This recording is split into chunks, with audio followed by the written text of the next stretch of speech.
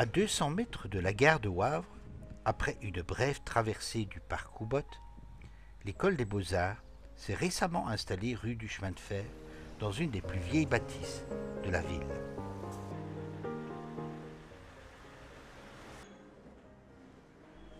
En cette année 2010, l'école fête ses 50 années d'existence et 50 années de succès culturel.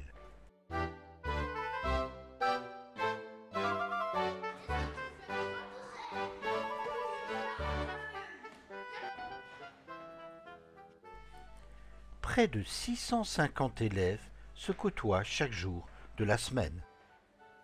Chaque étage aménagé en atelier, bibliothèque ou salle de séminaire est un lieu de rencontre foisonnant où il se passe toujours quelque chose.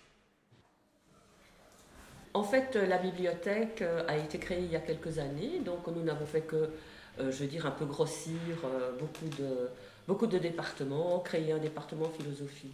Cette bibliothèque a un but très précis, c'est de seconder le cours d'histoire de l'art, qui est très important dans les cycles d'études que font les élèves ici, puisqu'ils ont un cours d'histoire de l'art, et chaque année, donc ils ont un petit travail à faire en présentant soit un artiste, soit un mouvement de l'histoire. Et puis aussi les professeurs de peinture, de dessin, de gravure, de photo, de céramique ont eux-mêmes leurs propres ouvrages, qu'ils font acheter par le directeur.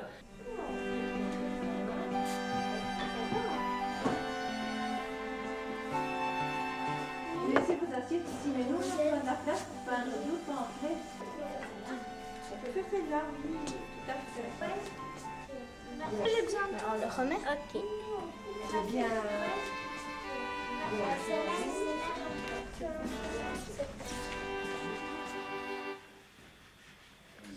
Les étudiants essayent de manipuler des formes, des matières. Ils travaillent évidemment le dessin. Le tout, c'est de créer une espèce de mécanique, quelque chose qui est mouvant, articulé tout au long du cours. De faire un travail sur la poupée, mais la poupée dans son sens large, des personnages qui ont été enveloppés de tissu. On a fait des photocopies de ces personnages qui ont été colorisés. Après ça, les adolescents, les enfants ont travaillé avec des bouts de tissu pour faire une poupée qu'on pourra appeler, dénommer frustre un petit peu. L'idée, c'était de trouver une forme avec des tissus, avec une matière qui est flottante, mouvante. Donc on a employé, pour la fixer un petit peu, fil de fer, agrafe, pince à linge, papier collant, élastique. Et pour couronner le tout, généralement, quelques poupées échappent à ce domaine. On a inséré une petite photographie d'un visage, d'une main. Donc là, c'était quelque chose qui venait habiter la poupée. D'une manière tout à fait particulière. Donc cette poupée, c'est aussi le côté un peu magique, la poupée qui peut guérir, la poupée qui peut blesser. Donc après ce travail-là, les adolescents, les enfants ont dessiné ce petit personnage qu'ils avaient créé. Donc l'idée du moule, c'est l'idée de l'empreinte, c'est l'idée de la trace, de conserver quelque chose d'un objet qui, lui, va suivre son chemin par ailleurs.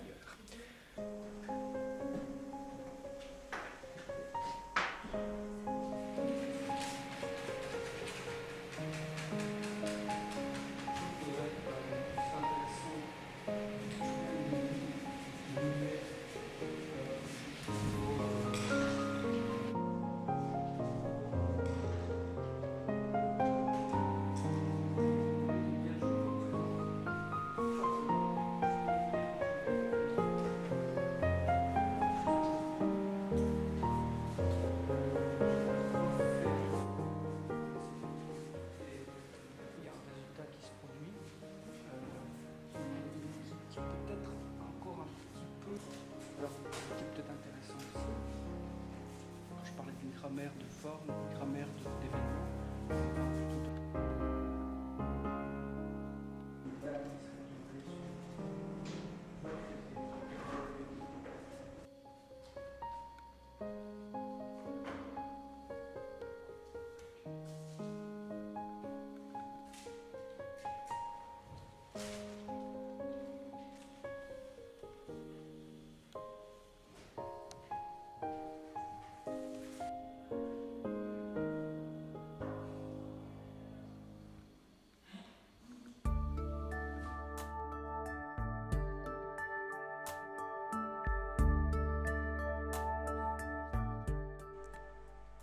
Selon les explications de Jean-Pierre, un élève, ce n'est pas ici à l'atelier de photographie que l'on apprend à faire fonctionner son appareil photo, mais bien à composer ou à donner un sens plus artistique à une photographie.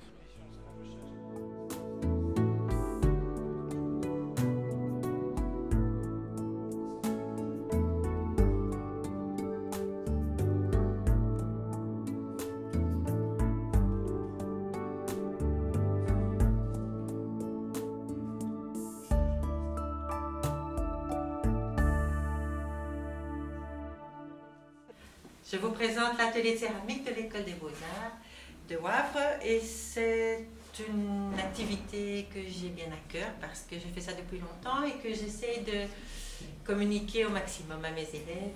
Alors, on se trouve ici dans le local des terres parce que la céramique demande une très grande organisation au niveau des locaux.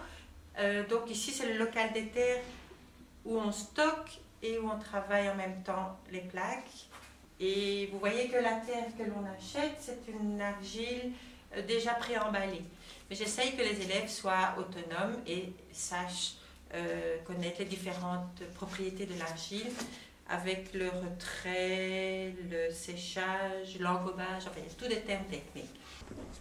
Alors, l'émaillage, c'est une technique où on prépare des émaux. Les émaux, c'est par exemple des mélanges de silice, craie, taille, kaolin. Donc, ce sont des mélanges subtils qui fondent ou qui ne fondent pas. On peut utiliser ces émaux de différentes manières, soit par trempage, on met les terres, soit on peut aussi pulvériser les émaux. Et donc, voilà, nous avons la chance cette année d'avoir une nouvelle cabine d'émaillage.